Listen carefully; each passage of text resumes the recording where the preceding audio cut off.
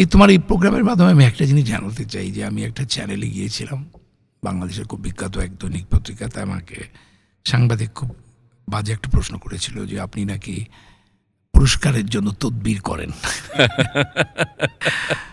দেখেন, আমি আসলে জানি না, আমি তো আমার নিজের মেধায় চলি। আমি তো তাদের বলিনি আপনারা আমাকে পুরস্কৃত করুন। আমার যদি এতই ক্ষমতা থাকে তাহলে আমি পরপর দুবার, আমি প্রথম ছবিটি করে 17টি জাতীয় পুরস্কার পেয়েছিলাম, আমার ছবি গড়ে পেয়েছিলাম। গড়ে আমার অস্কারের 296টা 273টা ছবির মধ্যে এখনও 3টে আমেরিকান চ্যানেলে চলে, অ্যামাজন প্রাইম, টুবি এবং প্লেক্স টিভিতে। বাংলাদেশের একটা চ্যানেল যেটা অনুদানে প্রাপ্ত ছবি, এইটা তো আর ওই অস্কারে যাওয়াটা তো আর বলতে পারবে না যে আমি লবিং হয়নি।